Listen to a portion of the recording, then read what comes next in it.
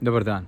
Ja ću danas govoriti o tome da je Bog stvorio čovjeka, da uživa na zemlji i da bude na korist kako i sebi, tako i svojim najbližima i ljudima koji ga okružuju.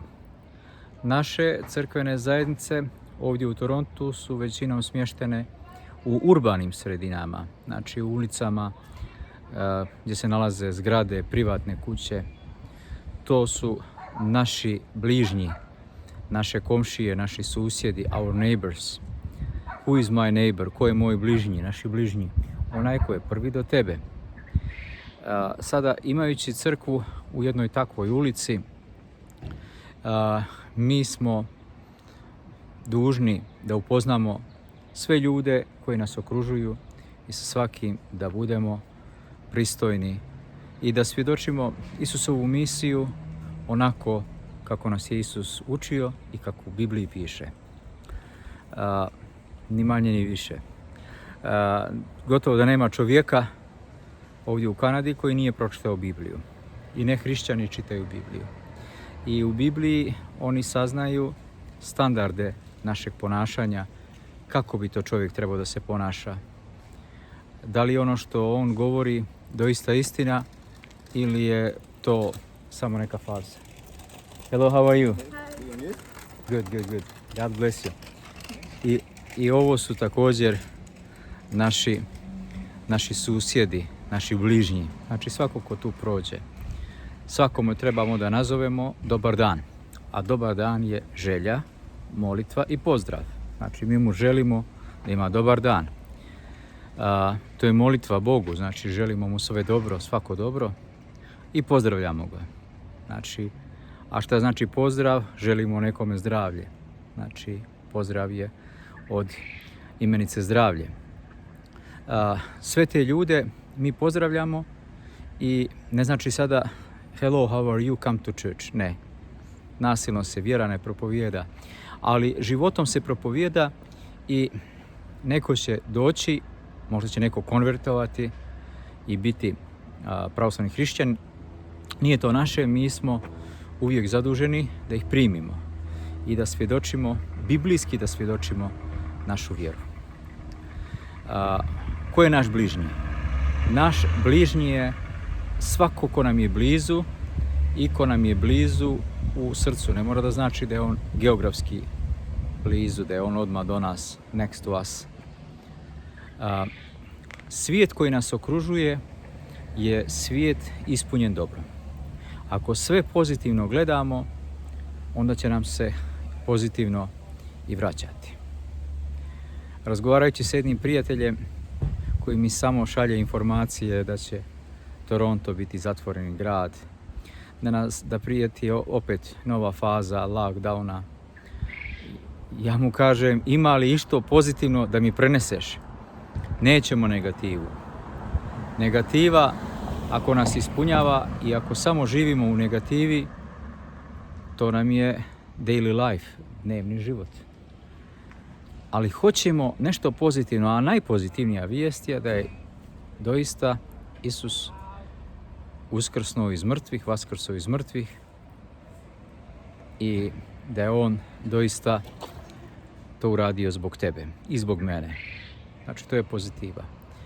I imamo psalam, znači imamo tvorca psalma, cara Davida, nekadašnjeg griješnika, kasnije pokajnika, koji kaže neću se uplašiti da 10.000 napadu na mene. Znači ne plašimo se.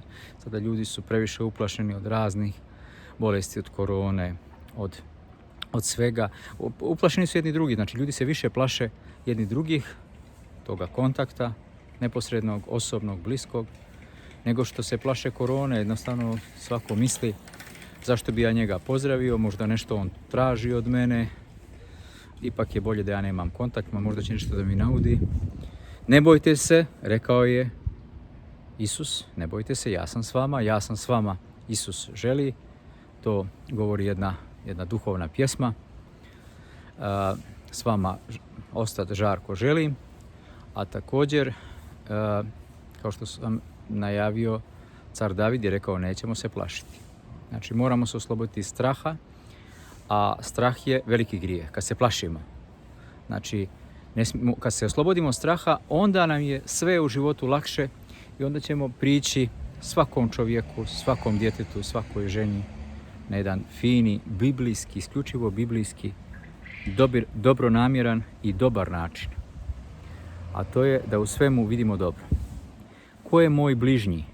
Moj bližnji je svako onaj koga vidim u ovoj okolini. Svaki komšija.